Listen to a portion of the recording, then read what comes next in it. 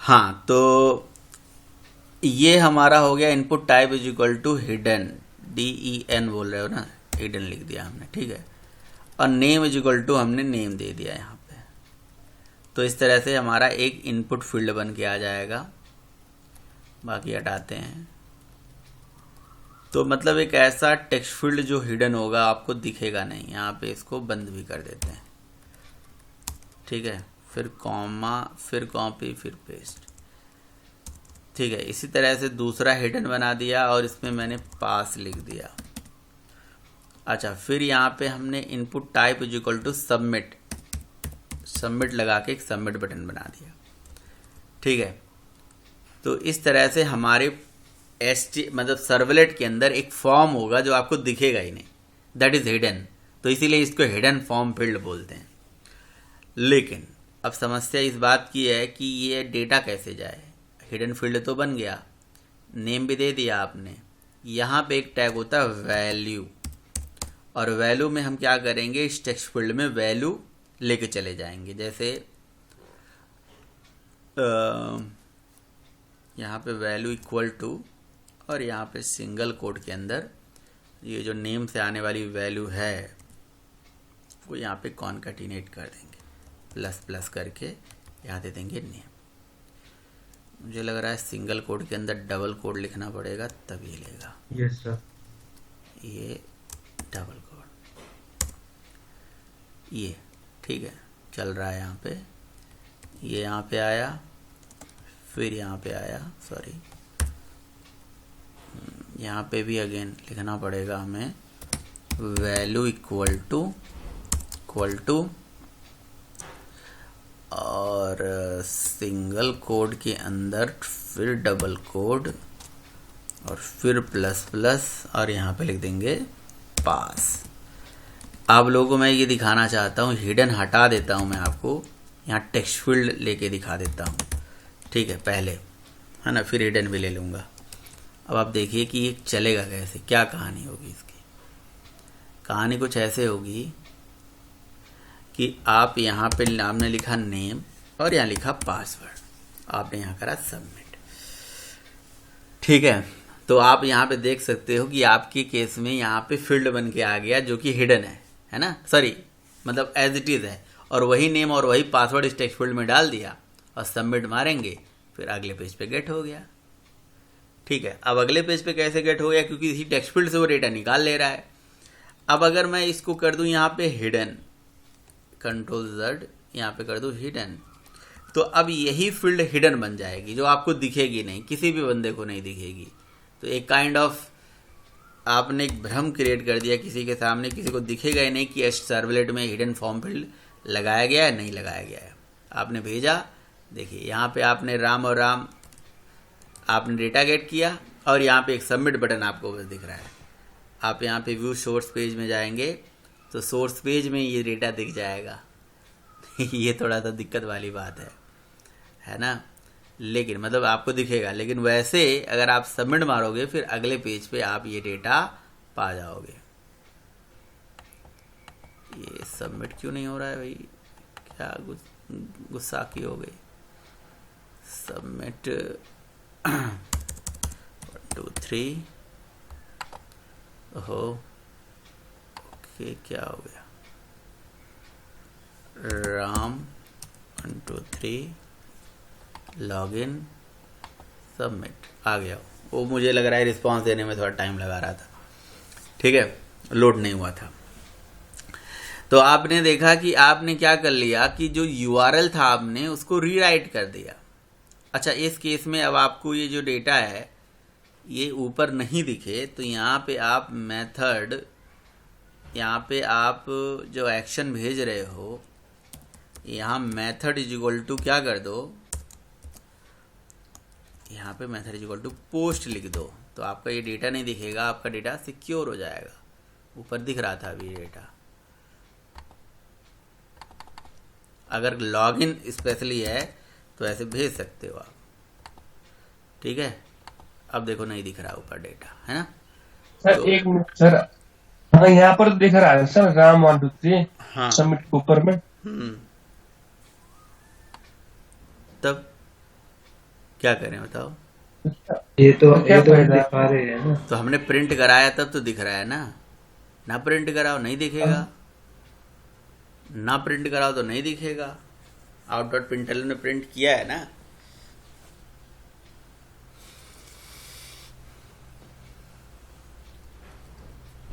आपने प्रिंट किए हैं।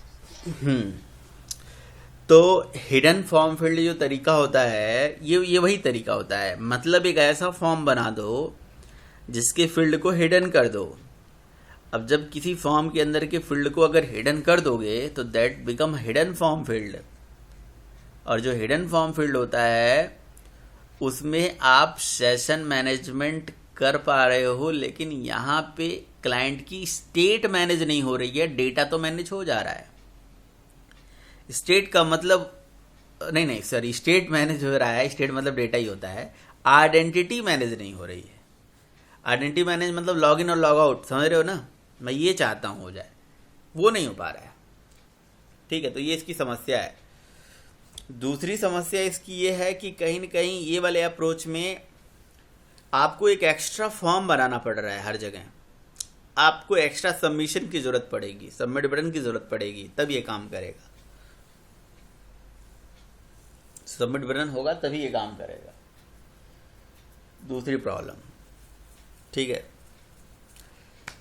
तीसरी प्रॉब्लम, अगर आप नहीं सबमिट करना चाहते हो तो फिर क्या करो, फिर एक लिंक बनाओ, हाइपर लिंक बनाओ। ये सबमिट बटन की जगह पे हाइपर लिंक बनाओ जिसमें आपके जो यूआरएल है उसको रीराइट कर दो।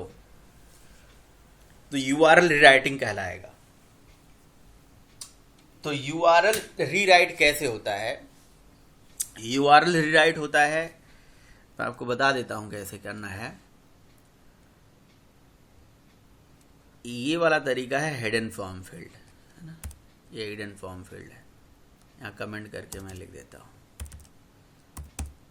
हिडन DEN फॉर्म फील्ड, ये हिडन फॉर्म फील्ड वाला तरीका है। अब यूआरएल रीराइटिंग कैसे करेंगे? अगर आप देखो तो जब कभी भी किसी HTML पेज से किसी सर्वलेट पे रिक्वेस्ट भेजते हो और मान लो रिक्वेस्ट का जो यूआरएल होगा, रिक्वेस्ट का टाइप होगा, सॉरी, वो गेट है, मान लो यहाँ से क्या है, गेट।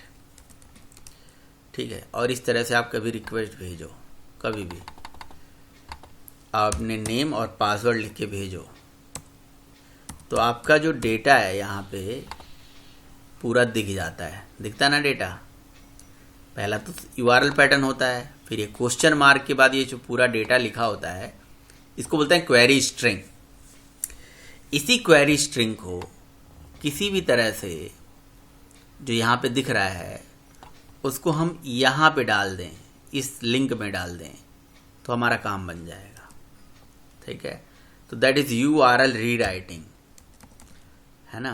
तो अभी तो मैं इसको पोस्ट ले रहा हूँ जानबूझ के। ठीक है, तो रिक्वेस्ट जाएगी, रिक्वेस्ट से ये डेटा आएगा, उस डेटा को यहाँ क्वेश्चन मार्क करके हम रीराइट कर देंगे। यूआरएल को क्वेश्चन मार्क करके ऐसे ही रीराइट कर देंगे। कहाँ गया, यही है ना। तो जैसे यहाँ लिखा है लॉगिन सर्वलेट क्वेश्चन मार्क, यानी कि ये नेक्स्ट के लिए लॉगिन सर्वलेट, फिर क्वेश्चन मार्क, और फिर यही नेम और पासवर्ड वाला जो डेटा है इस लिंक के साथ ऐसे भेज देंगे। ठीक है, यहाँ लिख लेंगे name is equal to, Ram नहीं लिखेंगे, नेम की जगह पे नेम की जो वैल्यू है वो लिखेंगे जो यहाँ पे आएगी, यानी कि ये नेम इक्वल टू दिस, ऐसे लिख देंगे। ये नेम की वैल्यू आ जाएगी and password is equal to, यहाँ पे पास की जो वैल्यू आएगी वो लिख देंगे लाइक दिस। तो यूआरएल को रीराइट कर दिया हमने, पास इक्वल टू सिंगल कोड में। ठीक है, ये इसको हटाते हैं, ये हटाते हैं, और एक और सिंगल कोड डाल देंगे, ठीक है। तो that is URL rewriting, URL को दोबारा लिख दिया। अब आप अगर एप्लीकेशन को चलाओगे, राम 123 लॉगिन करोगे, तो अगले पेज पे जब आप रिक्वेस्ट लेके जा रहे हो तो यहाँ नेम इक्वल टू वैल्यू नहीं दिखा रहा है, यहाँ वैल्यू दिखाना चाहिए। जैसे मैं लिंक लेके जा रहा हूँ ना, तो यहाँ नेम अगले पेज पे नल आ गया, देखो डेटा नहीं आया, तो नेम के साथ वो वैल्यू यहाँ रीराइट होना चाहिए क्वेश्चन मार्क के साथ, name is equal to something. ये डेटा नहीं जा रहा है, यूआरएल रीराइटिंग नहीं हो पा रही है। सर ऐसा ना वो मेथड वो पोस्ट है सर आपने डबल इन्वर्टेड कमा लगाया इससे अरे नेक्स्ट का बगल में। जब आप लोगों से सजेशन मांगा जाए ना सर, तो आप लोग सजेशन दिया करो, है ना, और उल्टा हवा में तीर नहीं, ठीक है, ऐसा नहीं तो ऐसा नहीं, ऐसा नहीं, शांत, जब मांगू तब, बिना बिना बिना सजेशन मांगे सजेशन नहीं देना चाहिए, ठीक है। तो फॉर्म का जो एक्शन है, हमें तो ये देखना है कि हमारा डेटा जा रहा है कि नहीं जा रहा है। डेटा अगर जाएगा तो गेट तो हो ही जाएगा, वो बात की बात है। यहाँ नेक्स्ट पे गए, अब देखो डेटा जा रहा है, ठीक है। अब यहाँ नीचे आप देखो, सबसे नीचे एकदम हमारे लैपटॉप के हमारी लेफ्ट स्क्रीन में सबसे बॉटम पे देखिए, एकदम बॉटम में, लेफ्ट साइड में, एकदम बॉटम में, ठीक है। तो आपको यहाँ दिख रहा होगा name equal to Ram and password equal to 123। ये as a query string, query parameter ये जा रही है। अगले पेज पे जब हमने इस पर क्लिक किया तो ये डेटा गेट होके आ गया, ठीक है। तो वो बहुत ज़्यादा सिंगल कोड डबल कोड के चक्कर में दिक्कत आ रही थी कि चूँकि ये सिंगल कोड में तो ऑलरेडी लिखा जा रहा है यहाँ से लेके यहाँ तक का ये पूरा लाइन, ठीक है। तो यहाँ से यहाँ तक का लाइन सिंगल कोड में ऑलरेडी है, तो इसलिए यहाँ डबल कोड ही चल रहा है बस ओनली। लेकिन यहाँ पे नहीं था इस टाइप का, तो इसलिए सिंगल कोड के अंदर डबल कोड डालना पड़ा, क्योंकि यहाँ पूरा डबल कोड था। तो यहाँ से लेके यहाँ तक ये पूरा डबल कोड था, ठीक है। अगर कोई डबल कोड के अंदर सिंगल कोड लिखना हो, तो डबल कोड के अंदर डबल कोड लिखना हो, तो डबल कोड के अंदर डबल कोड नहीं चलता है, डबल कोड के अंदर डबल कोड नहीं चलता है। जैसे ये डबल कोड है, देखिए ये डबल कोड है यहाँ से यहाँ तक, तो इसके अंदर कोई चीज़ डबल कोड में नहीं चल सकती है, ठीक है। तो इसके लिए हमें सिंगल कोड में सारा चीज़ लिखा है, देखो जैसे इसे भी सिंगल कोड में लिखा है, इसे भी सिंगल कोड में लिखा है। अब जैसे डबल कोड के अंदर डबल कोड अगर आपको मजबूरी पड़ जाए कि लिखना है, तो पहले सिंगल कोड लगाओ देन डबल कोड लगाओ, जो कि यहाँ पे लगाया गया है, ठीक है। लेकिन यहाँ पे क्या है, यहाँ पे ऑलरेडी डबल कोड था, तो डबल कोड जब था तो इसके अंदर जो है हमें ज़रूरत पड़ गई कि यहाँ पे हमें डबल कोड लिखना है। तो लेकिन ये यहाँ से लेके यहाँ तक की जो लाइन है पूरी सिंगल कोड में ऑलरेडी है ही, तो उसके अंदर जो है फिर यानी कि ये पूरा एक चीज़ है, तो इसलिए ये चीज़ यहाँ पे दिक्कत हो गई थी, बाकी सब सही है। तो कहने का मतलब ये है कि कहीं ना कहीं इस वाले तरीके में अगेन क्लाइंट की आइडेंटिटी मैनेज नहीं हो रही है, लेकिन डेटा तो मैनेज हो जा रहा है, और यूआरएल को आप रीराइट कर दे रहे हो, यूआरएल को रीराइट कर दे रहे हो। और जब मैं इस लिंक पे ऐसे लेके जा रहा हूँ तो आप नीचे देख पा रहे हो, यहाँ पे देखना, जहाँ मेरा कर्सर है अभी, ये देखिए, देख पा रहे हो ना। तो इस वाले अप्रोच में दिक्कत यही बात की है कि ऐसे लिंक पे लेके जाओगे तो डेटा आपका दिख जाएगा। अगर कोई इंपॉर्टेंट पासवर्ड ले जाओगे तो डेटा आपको दिख जाएगा किसी भी एंड यूज़र को, अगर नहीं भी दिखाना चाहोगे, बट कर सकते हो। ये भी एक तरीका है यूआरएल राइटिंग, और ऐसा करना पड़ता है आपको कई बारी। ये बहुत ही इंपॉर्टेंट अप्रोच है। आपको लग रहा है ये सेशन ट्रैकिंग के माध्यम से, मतलब एक सोर्स तो सेशन ट्रैकिंग है, लेकिन आपको ऐसी ज़रूरत पड़ सकती है कि आपको ये काम करना पड़ जाएगा। एक लिंक के साथ डेटा लेके जाना है, ये आपने एक नई चीज़ सीख ली, लिंक के साथ कैसे डेटा लेके जाएं। आपने कहा ज़रूरत कब पड़ती है, तो मैं आपको बताता हूँ, बहुत अच्छा एग्जाम्पल बताता हूँ। आप फ्लिपकार्ट ओपन करो, कोई भी साइट ओपन करो, ठीक है, शॉपिंग साइट, और वहाँ पे जाके कुछ शॉपिंग करो, ठीक है। जैसे मान लो कोई आइटम आपने परचेज करा, कोई आइटम आप लेके जा रहे हो, ठीक है, बंद करा हुआ है सब लोगों ने आजकल, हैं, सामान ही तो दिखा दो कुछ। कोई सामान नहीं दिखाएगा। ठीक है, अब जैसे मुझे ये टीवी परचेज करनी है, तो आप इस टीवी पे जैसे मैं लेके जा रहा हूँ, नीचे आप यूआरएल में देखो इतनी बड़ी आईडी आ रही है, देख रहे हो इतनी बड़ी आईडी www.flipkart.com MI फलाना ढिमाका ढिमाका ढिमाका ऐसे करके, देख रहे हो कैसे। और ये क्यों? क्योंकि जैसे मान लो कि आपने इस पर्टिकुलर प्रोडक्ट पे कुछ एक्शन करना है, या इस पर्टिकुलर प्रोडक्ट को कार्ड में ऐड करना है, या इस पर्टिकुलर प्रोडक्ट को ऐड करके फिर आगे किसी और आइटम को परचेज करना है या कुछ और करना है, तो कहीं ना कहीं इस पर्टिकुलर आइटम की अपनी एक आइडेंटिटी होगी, that is called product ID. अब प्रोडक्ट आईडी जो होगी, प्रोडक्ट की सब मतलब कैटेगरी आईडी होती है, सब कैटेगरी आईडी होती है, और उस पर्टिकुलर आईडी के बिहाफ पे इसकी पूरी डिटेल निकाली गई। तो अभी जैसे आप ये देख रहे हो, ये सब जो डेटा आता है ये कैसे आता है वेबसाइट्स में, ये सब डायनेमिक डेटा होता है, ये सब डायनेमिक डेटा होता है। अब इसके लिए टेबल बना होगा सर्वर में, सर्वर के अंदर, सॉरी डेटाबेस में, डेटाबेस में एक टेबल बना होगा, product name, product price, product category, product ID, इस तरह से प्रोडक्ट इमेज, प्रोडक्ट प्राइस, ये सब ऐसे टेबल पड़ा होगा पूरा, है ना। और यहाँ डायनेमिकली TRTT बना के वो सारा डेटा आ गया। अब सारा डेटा आ गया, सारे प्रोडक्ट्स आ गए, मान लो आपको दिख गया। अब आप चाहते हो इस प्रोडक्ट पे क्लिक करो तो इसकी डिटेल दिख जाए, और इस प्रोडक्ट पे क्लिक करो तो इसकी डिटेल दिख जाए, मतलब जिस भी प्रोडक्ट पे क्लिक करो उसकी डिटेल दिख जाए। तो मान लो यहाँ 1,00,000 प्रोडक्ट हैं और सबकी ऐसे डिटेल दिखानी है, तो क्या सबके लिए अलग अलग सर्वलेट बनाओगे? एज्यूम करो, ये सिचुएशन एज्यूम करो कि प्रोडक्ट्स डेटाबेस में पड़े हुए हैं और सब उठ के आ गए, और जिस प्रोडक्ट पे क्लिक कर रहे हो तो आपको एक पेज आ रहा है। यहाँ पे देखो, जिस भी प्रोडक्ट पे क्लिक करोगे एक ही पेज आएगा, और वो सबके लिए कॉमन है, ये पेज है ना। और यहाँ पे आपकी उस प्रोडक्ट का डिस्क्रिप्शन दिख रहा है, सारा चीज़ दिख रहा है।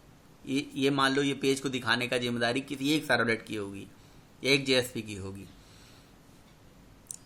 तो वहाँ पे इसकी ये पूरी इंफॉर्मेशन जो दिख रही है, तो अगर मेरे पास 1,00,000 प्रोडक्ट है तो ऐसे 1,00,000 पेजेस बनेंगे क्या? नहीं, एक ही सर्वलेट बनेगी और उसमें क्वेरी लिखी जाएगी। क्या क्वेरी लिखी जाएगी? Select star from table name where product ID is equal to question mark. और प्रोडक्ट की आईडी कहाँ से आ जाएगी? प्रोडक्ट की आईडी जिस पे ऐसे हाइपर लिंक लेके जाओगे वहाँ से आ जाएगी। और यहाँ क्वेरी स्ट्रिंग के थ्रू हम प्रोडक्ट की आईडी भेज देंगे, यहाँ कॉन्कैटिनेट करके। देखिए, इसकी प्रोडक्ट की आईडी कुछ और है, इसकी प्रोडक्ट की आईडी कुछ और है क्वेश्चन मार्क के साथ, इसकी प्रोडक्ट की आईडी कुछ और है, ऐसे सबकी प्रोडक्ट की आईडी इसके साथ क्वेरी स्ट्रिंग में भेजा जाएगा। अब देखो SID करके लिखा हुआ है, देखो अब ध्यान से देखो नीचे, एकदम नीचे आप लोगों को दिख रहा है जो मैं बोल रहा हूँ, SID। रिक्वेस्ट जा रही है PR नाम के पेज पे, और PR पेज पे SID करके है नीचे, यहाँ पे देखो PR SID है ना, ऐसे आ रहा है। देखो SID is equal to something, यहाँ पे देखो SID is equal to SK something, यहाँ पे देखो SID is equal to something. किसी में है, किसी में नहीं है, किसी में मतलब कुछ अलग अलग टेक्निक यूज करा होगा उन्होंने, जो भी है, किसी में है किसी में नहीं है। तो ये उस केस में आपके लिए बहुत हेल्पफुल है। अगर आपको 1,00,000 प्रोडक्ट ऐसे आ गए और आपको ऐसे ही कुछ लेके जाना है, तो आप क्या कर लेना, इस प्रोडक्ट का आईडी इसके क्वेश्चन मार्क में ऐड करा देना। जहाँ हमने नेम इक्वल टू राम लिखा है, वहाँ पे आप name is equal to ID is equal to something, वो आईडी रन टाइम पे उठा लेना सर्वर से, ठीक है। प्रोडक्ट की आईडी रन टाइम पे सर्वर से उठा लेना और इसके साथ कॉन्कैटिनेट कर देना। और जैसे ही बंदा क्लिक करेगा, अगले पेज पे एक ही सर्वलेट बनेगी, और उस सर्वलेट का काम होगा request dot get parameter product की आईडी। प्रोडक्ट की आईडी को गेट करेगा और select start from table name where product ID equal to question mark, है ना। मतलब जो प्रोडक्ट आईडी आप यहाँ से भेजोगे, उस प्रोडक्ट की डिटेल रन टाइम पे सर्वर से फेच होके आ जाएगी और वो यहाँ पे रेंडर हो जाएगा। तो बहुत हेल्पफुल चीज़ है ये URL राइटिंग। बट हाँ, सेशन मैनेजमेंट में उतना ज़्यादा हेल्पफुल नहीं है अभी। मतलब कह सकते हो कि आइडेंटिटी मैनेज नहीं करती है, डेटा तो मैनेज एक तरह से कर ही देती है।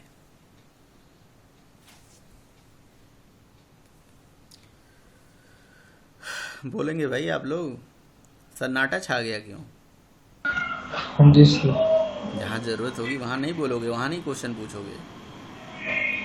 सर समझ तो आ गया सर, एक डेमो रहता तो बेहतर। हम्म। अरे भाई, तुम समझे नहीं। परवेज, तुम कुछ काम नहीं करना चाहते हो। देखो, मैं जो कहूँगा सीधे मुंह पे कहूँगा, ठीक है? तुम्हें कुछ काम नहीं करना है, तुम्हें सर सब कर दें, है ना? हम बैठ के जो है रजाई में आराम से बिल्कुल एकदम आनंद ले लें, ठीक है? तो बिल्कुल अगर ये ऐसा करोगे तो सर तो कर ही देंगे, सर की कोई दिक्कत वाली बात नहीं है। सर ने बहुत ऐसे प्रोजेक्ट बनाए हैं और बहुत काम किए हैं। लेकिन अगर आप चाहते हो ना आपका नॉलेज बढ़े और आप अपना काम करो, तो आपको प्रैक्टिस करना पड़ेगा सर।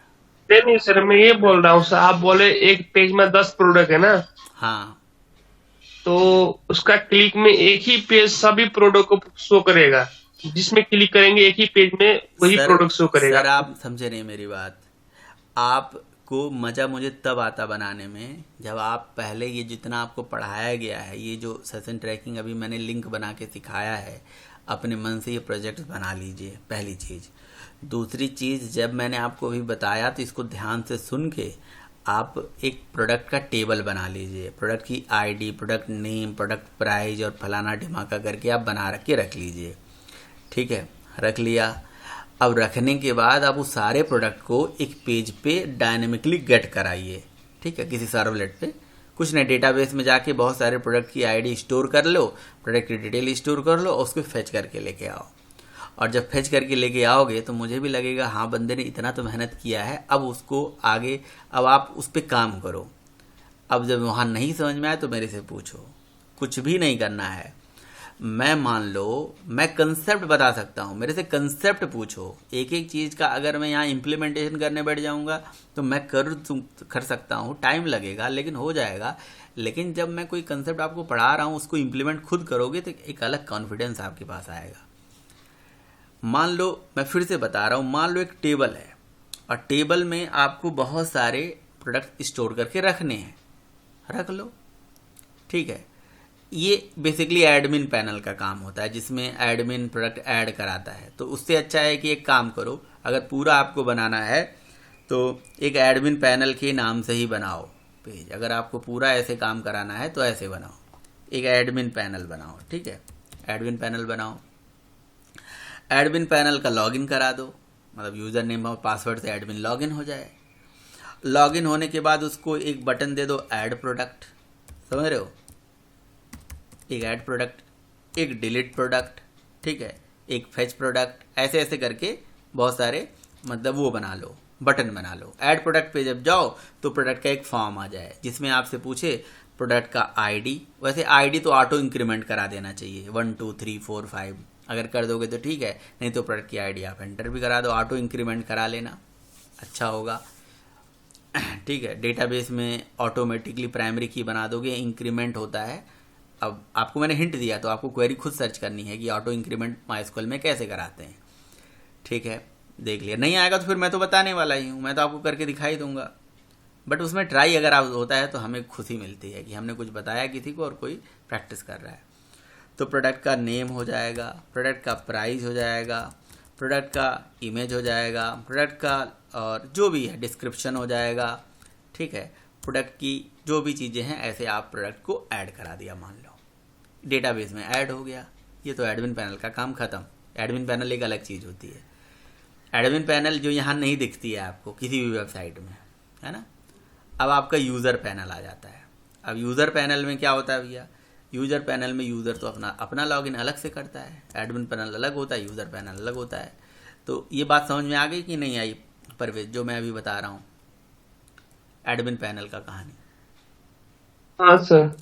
अब उसके बाद यूज़र पैनल जो आओगे वहाँ पे अगर लॉगिन करना है तो कर लो, नहीं करना है तो जैसे मैं एक यूज़र हूँ, मैं फ्लिपकार्ट लॉगिन कर रहा हूँ तो मुझे कहाँ लॉगिन करना पड़ा, सीधे पेज पे आ गया ये सब कुछ। तो आपको क्या करना है, यूज़र पैनल में मतलब जैसे ही आप वेबसाइट ओपन करो सारे प्रोडक्ट्स दिख जाएँ। तो करना क्या है, सेलेक्ट क्वेरी चलानी है, लिखना है select star from table name.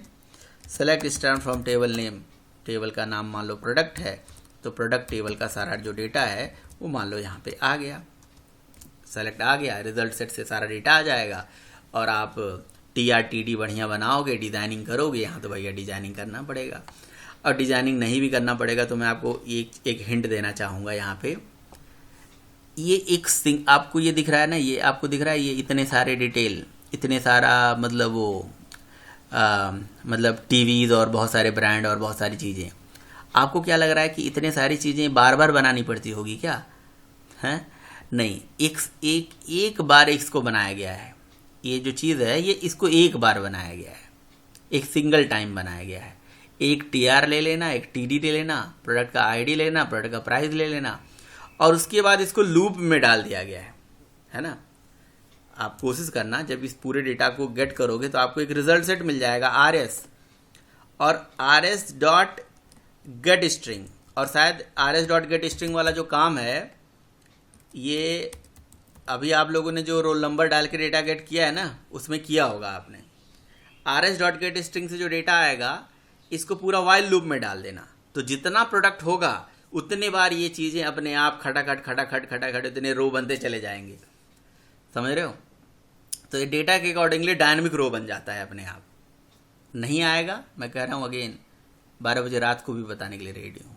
12 बजे रात में आओगे कि सर इतना कर लिया हूँ, अब ज़रा इतना बताइए तो मुझे अच्छा लगेगा उस केस में। ये नहीं कि सूप पूरे बना के दे दो, पूरा रोटी बनाया एकदम सब कुछ बस पेट में डालना हो।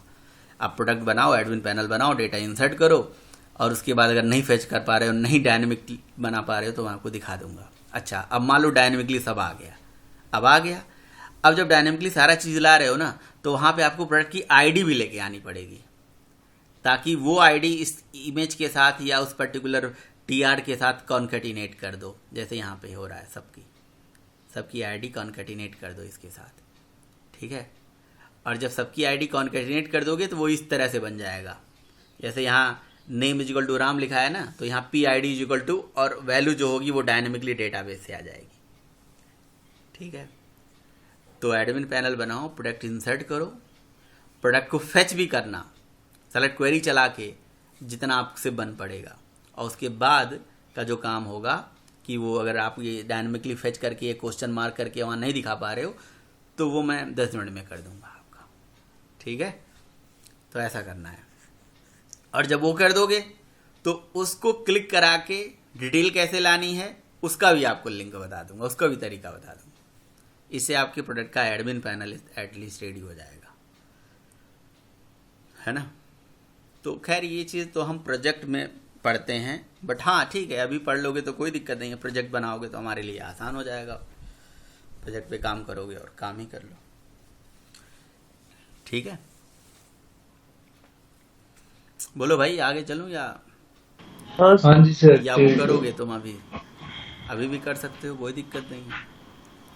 अब यही सब तो करना चाहिए, खाली बैठे हो, सर्वलेट पढ़ लिया, सर्वलेट में जो भी चीज़ पढ़ लिया, सर्वलेट में डेटाबेस कनेक्शन पढ़ लिया, डेटाबेस से डेटा लाना सीख लिया, डेटा स्टोर करना सीख लिया, तो आपको कोई एक ई-कॉमर्स पोर्टल अपने माइंड में रख के चलना चाहिए। ये वाला पोर्टल मुझे बनाना है, उसकी स्टार्टिंग से कैसे कैसे कोडिंग करनी है, और जो स्पेशल अलग से प्रोजेक्ट की क्लास होती है उसमें मैं आपको बता भी दूंगा, अगर आपको जो चीज़ें नहीं आएंगी समझ में, है ना। लेकिन अगर आप कोशिश करोगे तो ये सब छोटे छोटे मॉड्यूल हैं, छोटे छोटे मॉड्यूल्स हैं, जब आप कर लोगे तो फिर इसी को आप अपने प्रोजेक्ट में पूरा इंटीग्रेट कर लेना। छोटे छोटे काम धीरे धीरे काम करोगे तो उसमें रिक्वायरमेंट बहुत सारी आएगी। अभी तो ये प्रोडक्ट है, प्रोडक्ट के अंदर कैटेगरी होगी, उसकी सब कैटेगरी होगी, है ना। फिर उसका प्रोडक्ट का और फर्दर डिटेल होगा, तो टेबल कई सारे बन जाते हैं,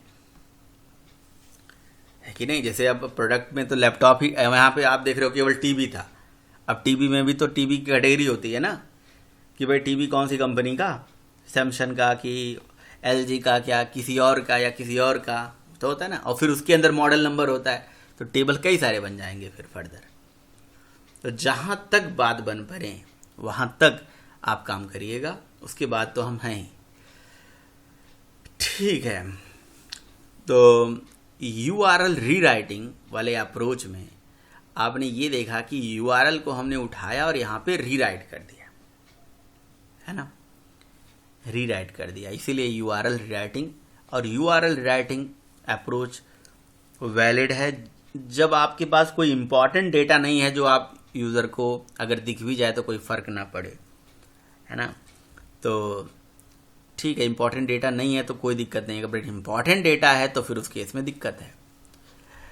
तो इसी प्रॉब्लम को सॉल्व करने के लिए अब हम पढ़ेंगे अगला अप्रोच, और जिस अप्रोच का नाम है कुकीज़। यही सेम काम कुकीज़ से हम कर सकते हैं। तो और चौथा तरीका है HTTP सेशन, और HTTP सेशन सबसे लास्ट में बताऊंगा। हिडन फॉर्म फील्ड और URL रीराइटिंग से रिलेटेड कोई क्वेश्चन हो, कोई क्वेरी हो तो आप मेरे से पूछ सकते हो, फिर से पूछ सकते हो। जो मैं पढ़ा दूं उसमें जितना मर्जी उतना पूछ लो। URL WRITING,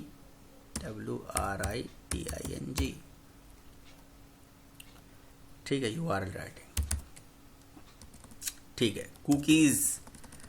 कुकीज़ कंसेप्ट बताऊं मैं? हाँ जी सर, ये आपने हिडन फॉर्म बताया सर, वो यूज होता कि नहीं होता है सर?